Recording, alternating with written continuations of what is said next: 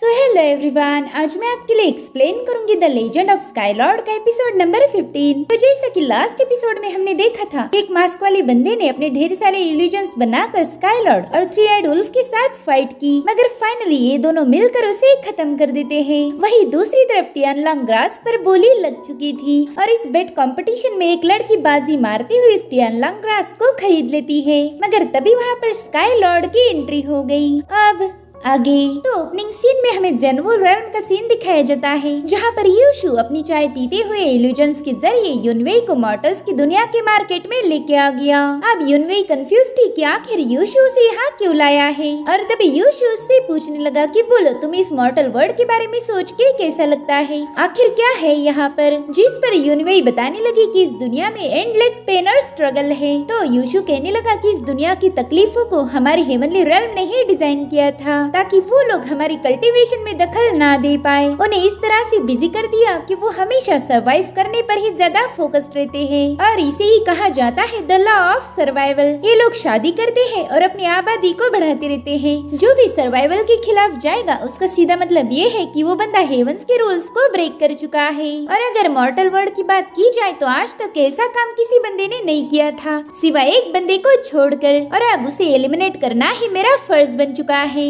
जिस पर युनवेई कहने लगी कि मेरे ख्याल से तुम यहाँ पर स्काईलॉर्ड की बात कर रहे हो। तो वो कहता है हाँ युनवेई, मैं उसी स्काईलॉर्ड की बात कर रहा हूँ जिसने हमारे नाक में दम करके रखा है। और अब सीन शिफ्ट होकर हमें ऑक्शन पवेलियन दिखाया जाता है, जहाँ पर स्काईलॉर्ड ने टियानलिंग ग्रास की बोली 10 मिलियन गोल्ड टेल्स लगा दी थी, जिसके बाद स्काईलॉर्ड सीधा डायस पर पहुँच जाते हैं। ऑक्शन हॉल में जितने भी लोग मौजूद थे वो सारे के सारे स्काईलॉर्ड के ही चर्चे करने लगे, क्योंकि इन्होंने स्काईलॉर्ड के काफी सारे कारनामे सुन रखे थे और आज उन्हें स्काईलॉर्ड को देखने का भी मौका मिल गया। वहीं पर माओ फेंग वो डिवाइन ग्रास स्काईलॉर्ड को बेचने ही वाला था कि तभी वो बंदी डायस पर आके उसे रोक लेती है। वो कहने लगी माओ फेंग तुम ग्रास स्काईलॉर्ड को बेच नहीं सकते, क्योंकि ऑलरेडी मैंने इसे खरीद लिया था। स्काईलॉर्ड ने भले ही इस पर 10 मिलियन गोल्ड टेल्स की बोली लगाई हो, लेकिन ऑक्शन तो ऑलरेडी खत्म हो चुका था। इधर उड़ा उस लड़की की बातें सुनकर काफी ज्यादा भड़क गया। वो कहने लगा कि बेवकूफ लड़की, तुम्हें किसने बोला कि ऑक्शन खत्म हो गया। वहीं पर स्काईलॉर्ड भी उस लड़की से कहने लगे कि ऑक्शन तो हमेशा प्राइस पर डिपेंड करता है, जब तक किसी भी ट्रेजर की बोली लगती रहेगी तब तक ऑक्शन खत्म नहीं होगा।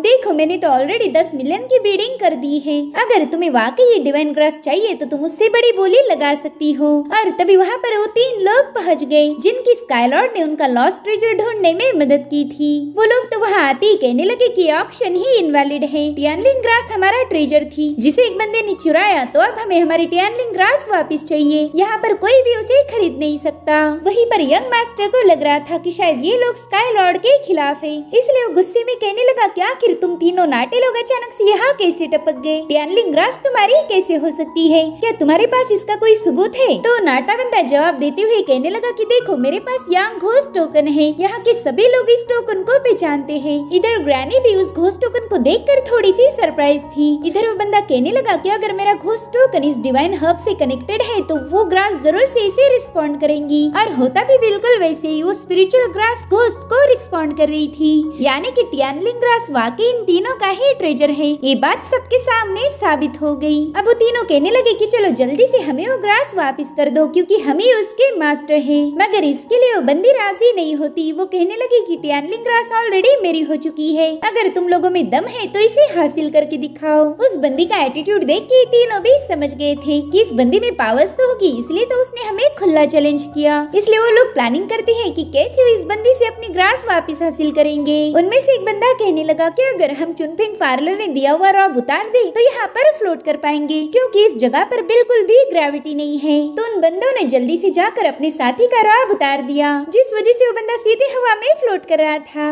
अब उसके दोस्तों ने तुरंत ही उसके दोनों पाँव पकड़कर सीधे उसे टियानलिंग ग्रास की तरफ फेंक दिया, जिससे वो बंदा बड़ी तेजी से जाकर ग्रास का संदूक उस लड़की से हाथ से छीन चुका था। अब टियानलिंग ग्रास फाइनली उसके हाथ लग गई, इसलिए वो जोर जोर से हंसते हुए कहने लगा कि अरे वाह, इस ग्रास को हासिल करना तो काफी ज्यादा आसान था, अब मैं ये संदूक किसी को नहीं देने वाला। लेकिन वो लड़की भी कुछ कम नहीं थी, उसने तुरंत ही अपने साथियों को हुक्म दिया कि जल्दी से जाकर वो ग्रास का डिब्बा मेरे पास लेके आओ। इसीलिए वो लोग तुरंत ही अपने रोप हटाकर हवा में जंप लगा देते हैं। उस नाटे बंदे से बॉक्स छीनने की पूरी कोशिश कर रहे थे, मगर वो यहाँ से वहाँ मूव होते हुए उस संदूक को अपने साथियों के पास भेज देता है। तो लोग भी एक दूसरे के पास उस बॉक्स को फेंक देखते हुए उन लोगों को परेशान करने लगे। अब इनकी भागदौड़ ऐसे ही चल रही थी, जिसे देखकर वो लड़की काफी ज्यादा इरिटेट हो गई। वो कहने लगी कि चलो बस हो गया, जिसके बाद वो तुरंत ही अपनी पावर्स को एक्टिवेट करते हुए हवा में फ्लोट करने लगी। सिर्फ वही नहीं, उसके पार्टनर्स भी अब उस बंदी के साथ जुड़ गए थे। उन्होंने मिलकर एक सीक्रेट टेक्निक को एक्टिवेट करना शुरू कर दिया। अब ये तीनों मिलकर वहाँ पर एक फॉर्मेशन सेटअप कर देते हैं, जिसे पपेट डीमन फॉर्मेशन कहा जाता था।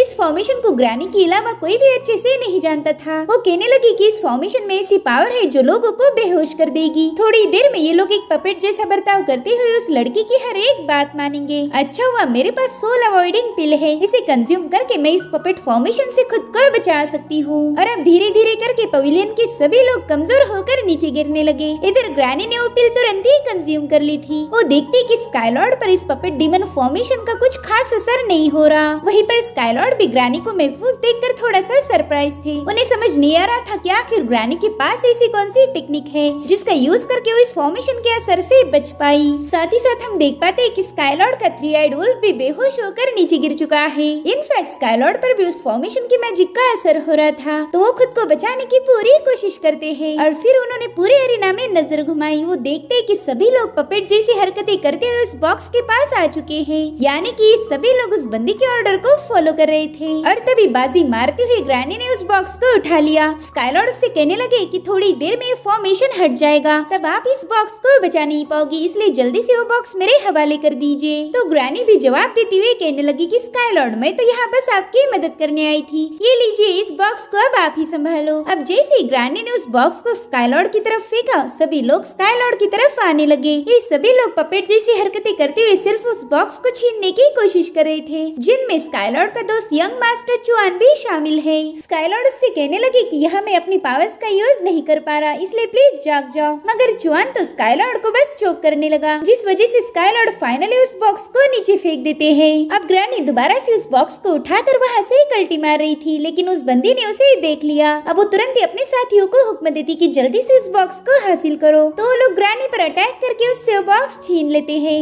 इधर ग्रैनी स्काईलॉर्ड को बता रही थी कि प्लीज कुछ कीजिए, वरना वो ग्रास हमारे हाथ से निकल जाएगी। और उसी वक्त स्काईलॉर्ड को फील हुआ कि उन लोगों ने क्रिएट किया हुआ बैरियर हट चुका है, इसलिए उन्होंने तुरंत ही स्काईरोर का यूज करते हुए अपने आसपास मौजूद सभी बंदों को उड़ा दिया। जिसके बाद वो सीधे जाकर उस बंदी के साथ फाइट करना शुरू कर देते हैं। मगर वो बॉक्स अभी भी उन्हीं लोगों के पास था, इसलिए स्काईलॉर्ड उन्हें धमकाते हुए कहने लगी कि मैं तुम्हें थोड़ा सा और समय देता हूँ, जल्दी से वो बॉक्स नीचे रख के मेरी नजरों से दूर हट जाओ, वरना तुम सब के सब मेरे हाथों मारे जाओगे। तो बंदा कहने लगा कि तुम चाहे कितने भी महान क्यों ना हो, टियानलिंग ग्रास कभी तुम्हारी नहीं हो सकती। और अब वो बंदा अपनी मैजिकल पावर का यूज करके उस बॉक्स की 3 कॉपीज बना लेता है, यानी कि उसने 2 और डुप्लीकेट बॉक्स बना लिए थे। अब इनमें से किसमें वो टियानलिंग ग्रास है ये पहचानना सबसे ज्यादा मुश्किल था। और अब उन लोगों ने एक बॉक्स कलेक्ट करते हुए सीधा स्काईलॉर्ड पर हमला कर दिया। जब तक स्काईलॉर्ड उनके अटैक से रिकवर हो पाए तब तक वो लोग भाग चुके थे, इसलिए अब स्काईलॉर्ड उस टियानलिंग ग्रास के रियल मास्टर्स की तरफ देखने लगे। वो तीनों नाटे कहते कि स्काईलॉर्ड आपको परेशान होने की जरूरत नहीं, हमारे पास अभी भी वो घोस्ट कार्ड है, इसलिए टियानलिंग ग्रास हमसे कोई भी छीन नहीं सकता।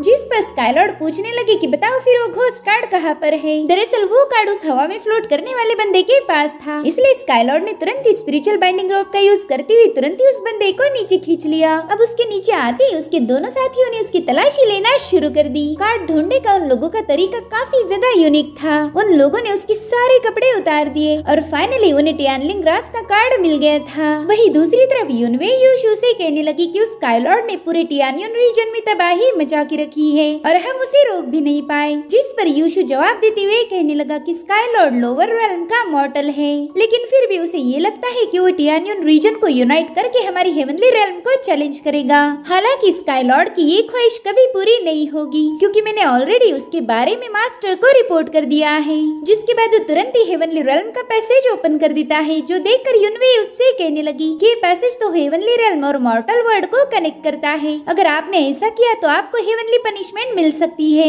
ये हेवन के कानूनों के खिलाफ होगा। जिस पर यूशु बताता है कि हमें लगा था कि स्काईलॉर्ड एक मामूली सा मॉर्टल होगा, मगर हम दोनों पूरी तरह से गलत थे। वो बंदा कोई मॉर्टल नहीं बल्कि सुप्रीम लॉर्ड का ही रीइंकार्नेटेड फॉर्म है। उसके पास सुप्रीम लॉर्ड की बॉडी और सोल है। भले ही उसने अपनी अल्टीमेट पावर को अभी तक हासिल नहीं किया, लेकिन कुछ ही दिनों में वो एक कारनामा भी कर लेगा। और यूनवे अगर ऐसा हुआ तो फिर हमारी हेवनली रेल्म को वो बंदा अकेले ही तबाह कर देगा। हम में से कोई भी उसका मुकाबला नहीं कर सकता। हमारा छोड़ो, हमारे मास्टर भी उसके सामने टिक नहीं पाएंगे। मगर हमारे पास अभी भी एक बेनिफिट है, हम स्काईलॉर्ड को उसकी फुल फ्लेज पावर हासिल करने से पहले ही रास्ते से हटा देंगे। जिसके बाद यूशी ने तुरंत ही मॉर्टल रेल्म से एक पैसेज कनेक्ट कर दिया था, ताकि इस पैसेज का यूज करके वो आसानी के साथ स्काईलॉर्ड को खत्म कर पाए। अगर उन्हें सरवाइव करना है तो स्काईलॉर्ड को मारने के अलावा उनके पास और कोई ऑप्शन नहीं था। इधर वो तीनों कल्टीवेटर्स ऑक्शन हाउस के अंडरग्राउंड में पहुंच जाते हैं। वहाँ पर कई सारे रास्ते बने हुए थे, तो तीनों स्प्लिट होकर वहाँ से भागना शुरू कर देते हैं।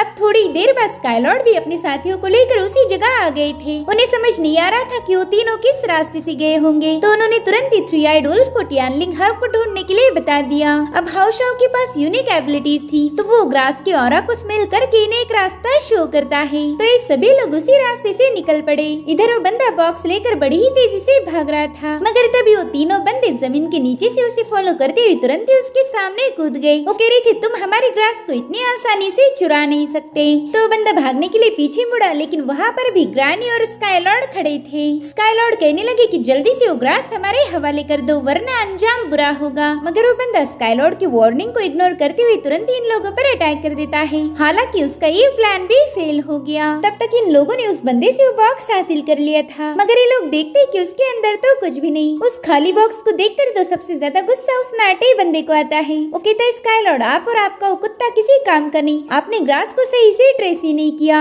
तो अब स्काईलॉर्ड उस बंदे से उसके साथियों के बारे में पूछ रहे थे कि तभी उस बंदे ने वहाँ पर एक ब्लास्ट कर दिया, जिसके चलते वो खुद ही बेहोश हो गया था। उसने ऐसा इसलिए किया ताकि स्काईलॉर्ड उससे कुछ भी उगलवा न पाए। अब स्काईलॉर्ड उन तीन कल्टीवेटर से कहने लगे कि तुम तीनों मिलकर इसकी धुलाई करो, तब तक मैं और ग्रैनी उसके दो साथियों को ढूंढ कर लाते हैं। अब इनके सामने भी दो रास्ते थे, तो स्काईलॉर्ड ग्रैनी से कहने लगी कि आप एक काम करो, आप इस रास्ते से जाओ और मैं यहाँ से जाता हूँ। तो ग्रैनी तुरंत ही स्काईलॉर्ड की बात से अग्री हो गई। अब स्काईलॉर्ड के वहाँ से जाते ही हमें ग्रैनी का असली चेहरा नजर आता है। वो कह रही थी कि मैं कोई पागल नहीं जो टियानलिंग ग्रास जैसे अनमोल खजाने को किसी के भी हवाले कर दूं। दरअसल ग्रैनी ने ऑक्शन हाउस में हुई अफरा तफरी के दौरान ही अपने ट्रैकिंग इंसेक्ट उस संदूक में छोड़ दिए थे, जिसके चलते वो बड़ी आसानी से उस बॉक्स को ट्रैक कर सकती है। वो कहने लगी, स्काईलॉर्ड तुम अभी काफी ज्यादा यंग हो, इसलिए बात अगर दाव पेच पर आए तो मैं उसमें तुमसे कई गुना ज्यादा अच्छी हूँ। और अब उस रास्ते को देखकर कहने लगी कि जरूर से टियानलिंग हब इसी रास्ते पर होगा। वही दूसरी तरफ एक बंदा बॉक्स लेकर केव से बाहर पहुंच चुका था, मगर वो वहाँ से भाग पाई इससे पहले स्काईलॉर्ड वहाँ पर आ जाते हैं। वो कह रही कि बताओ तुम कौन हो और तुम्हें टियानलिंग ग्रास में इतनी दिलचस्पी क्यों है? क्या तुम्हें पता नहीं वो हब मुझे चाहिए, मगर फिर भी तुमने मुझे ऑफेंड किया और स्काईलॉर्ड को ऑफेंड करने की सजा है मौत। ये सुनकर वो बंदा घबराते हुए कहने लगा कि भाई आखिर तूने मुझे ढूंढ कैसे लिया?